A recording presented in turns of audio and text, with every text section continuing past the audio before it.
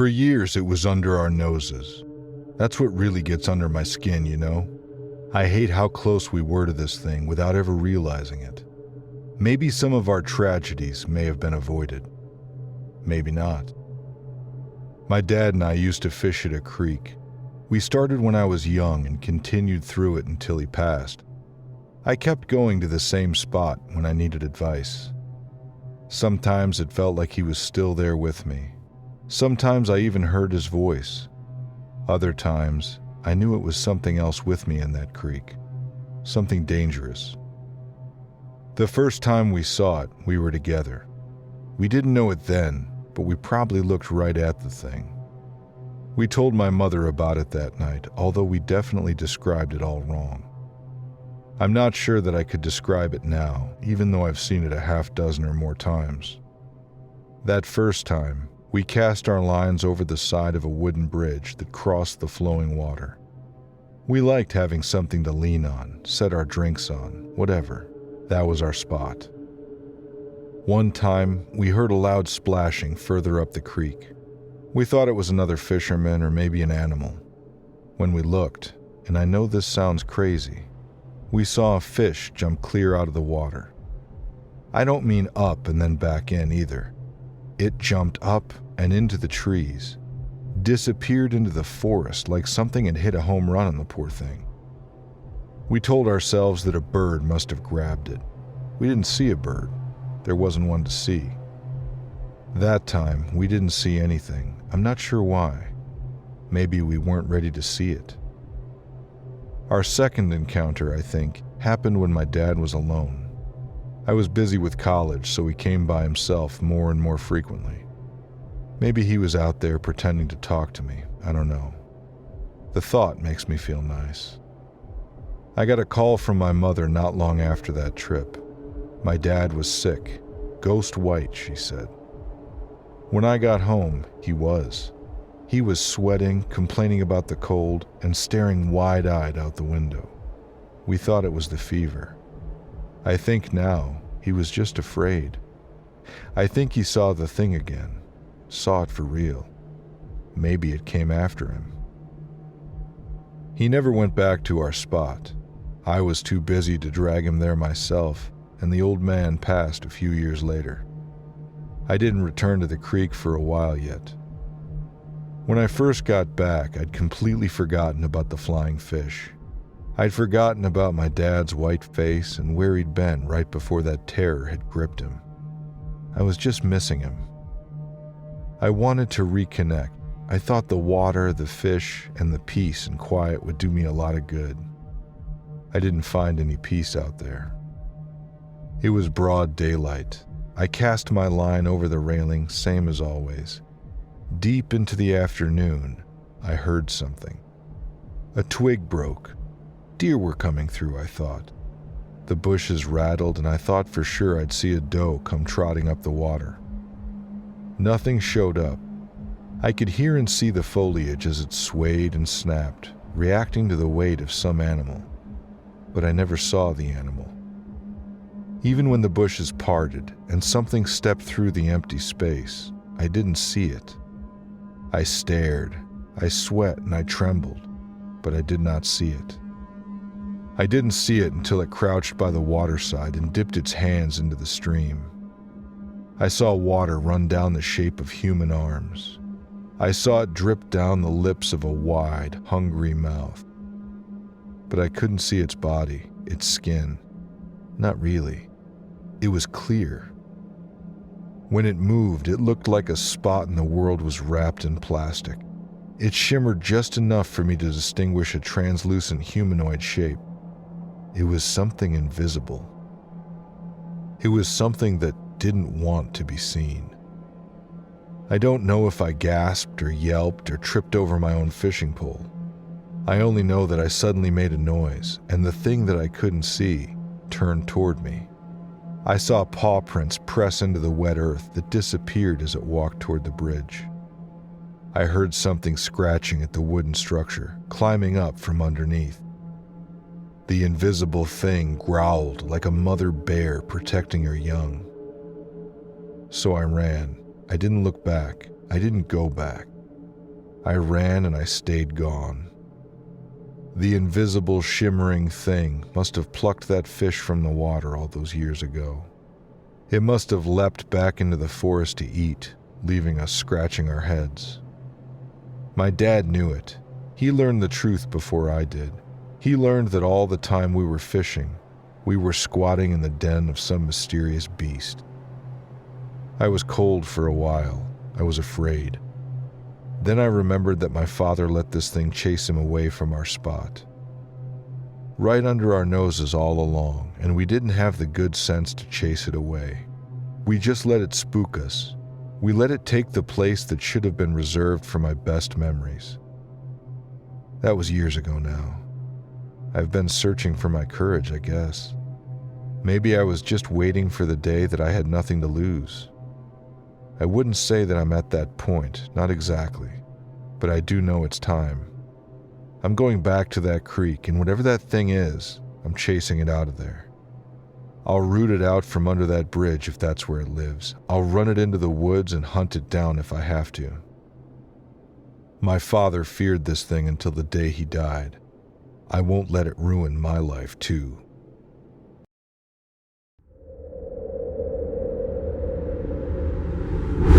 I have never, ever believed in anything paranormal.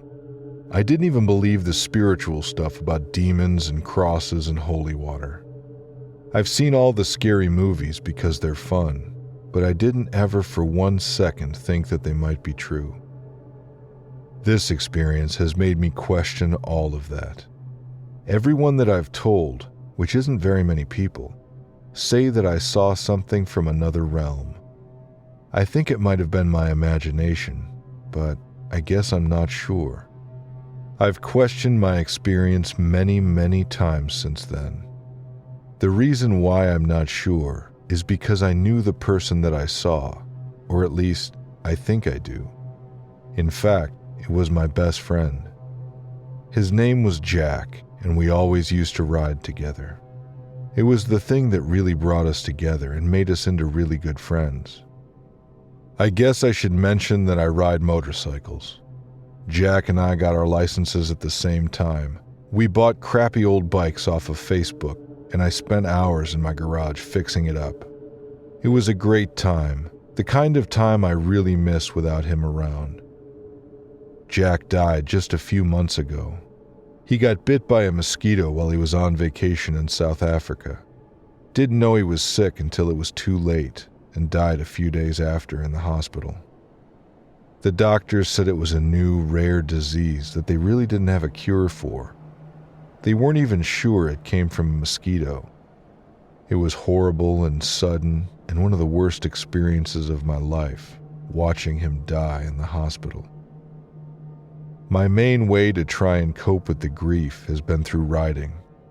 The speed and cold air and the risk of it helped me forget about the pain.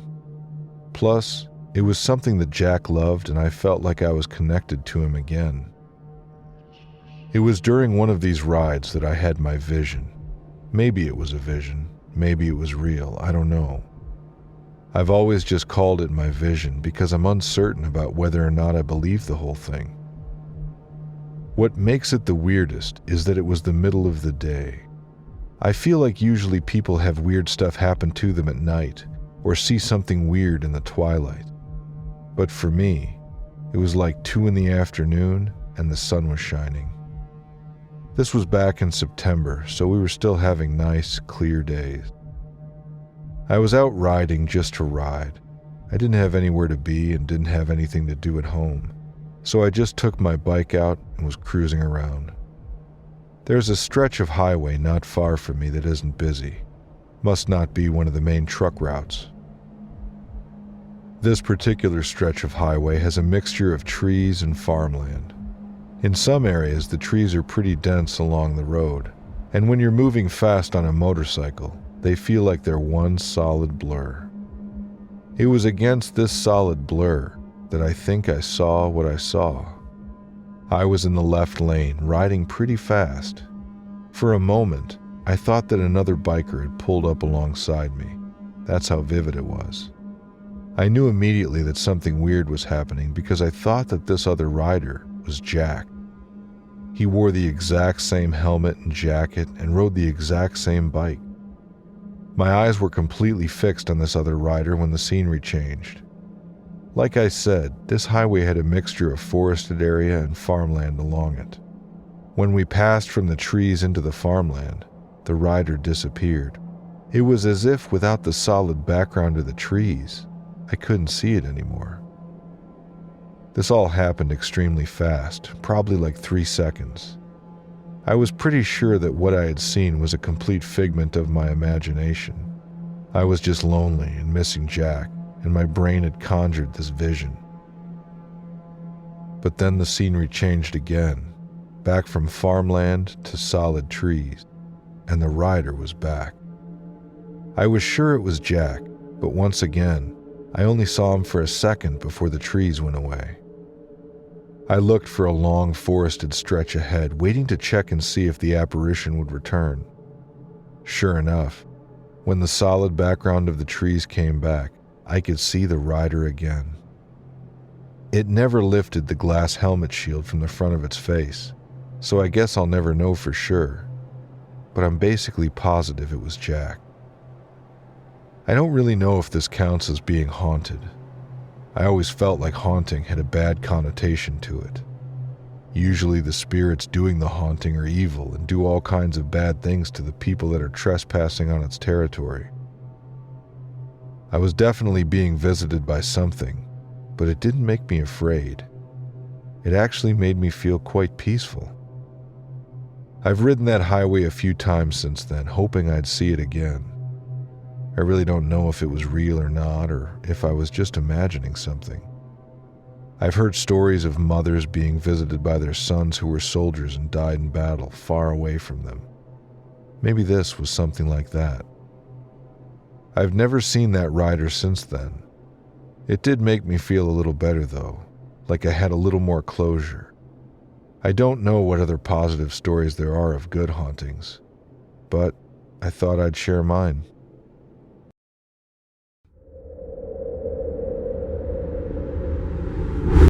Did you know the Appalachian Trail is more than 2,000 miles long? 2,000 miles of woods, wilds, and wonder. I sometimes like to think that I've seen all that Appalachia has to offer. If anyone has, I tell myself, it's a member of the Park Service as dedicated to the job as me. Every once in a while, however, Appalachia reminds me of my ego. It reminds me that the world is bigger than I think. The trees are taller, the shadows stretch further, and there are more things hiding in the forest than I could ever imagine. One such reminder came to me 3 years ago. I was surveying the trail as I sometimes did, searching a 10-mile stretch for signs of disrepair from the comforts of my off-road vehicle.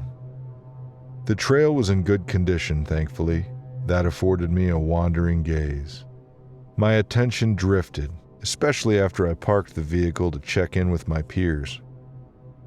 I remember staring at my phone for a while, flicking from conversation to conversation. It was an easy day for everyone as far as I recall. Sometimes we'd have to schedule repairs to the trail, investigations into abandoned campsites, and other miscellaneous fun. A faint chattering drew my eyes back to the trees. I thought maybe it was a bird. It was a fast-paced cackle, unlike anything I'd experienced before. I combed through the brush and the branches with a trained eye. There were no birds to be found. Still, the chattering persisted. It grew louder, more breathy. It sounded as if the source of the commotion was getting closer. Still, I couldn't see it. I cut the engine to the vehicle and waited. Another fit of laughter told me where to look, and finally, I spotted one of the chattering creatures. It looked like a pale little monkey, hairless and feral. It snapped its jaws and blinked its bulbous black eyes in my direction. If it wasn't for the creature's tail, I would have described it as a little man. It stared at me from its place high in the trees, cackling all the while. Then I noticed the sounds coming from elsewhere. All around me, in fact, Appalachia was sending her tiny reminders. Before I knew it, there was a second, and then a third. I counted 6 in total before my eyes couldn't keep up with their sudden appearances. The more of them that gathered, the louder the other ones squealed. Eventually, they were shrieking like swine, bobbing in place and swaying their bodies. The little screaming, sickly monkeys were dancing. They reveled in each other's screaming. When I tried to yell back, it only excited them more. What was I supposed to do? I took a picture of the clearest one. I took a picture, sent it to my peers, and started the vehicle back up. They didn't like that. They flinched when the engine roared back to life. They didn't like being faced with something louder than they were. The small creatures started to throw things in my directions. Twigs and stones and handfuls of nuts. They pelted me and the vehicle. I sped away to escape them. Their improvised weapons continued to strike my back even as I fled the scene. The crying followed me too. The monsters danced and darted along either side of the path, trying to keep up with my hurried escape. They managed to hold my pace for a few minutes. One by one, they dropped off and disappeared back into the long Appalachian shadows. The nearest ranger was 7 miles away at that point. It felt like 100. When I finally caught up to him, I was out of breath and frantic. He laughed at me before I could say a single word. He told me to give up the prank, already convinced that I sent some photoshopped image. I tried to argue. He wouldn't have it. Neither would anyone else. I couldn't blame them, I guess. The cruel little dancers were unlike anything I'd ever heard of, let alone captured on film. The pictures weren't great either. I zoomed in to fill the frame, never stopping to consider that I'd sacrificed the quality of the image. Their erratic jumping didn't help either. They were tiny white blurs in the tree branches. The photos did look doctored. I pushed the encounter from the back of my mind. I let my ego creep back in, confident that I'd seen the monkeys for the last time. I thought again that Appalachia had shown me all of her colors. Then the dancing monsters came back. Last year, another reminder, another opportunity to be humbled by the secrets of Mother Nature. She put one of the dancers on my doorstep. Just outside the office, I saw one of them again. This one wasn't screaming, it was whimpering. It was squatting in the trees, watching me with wary eyes. It looked injured.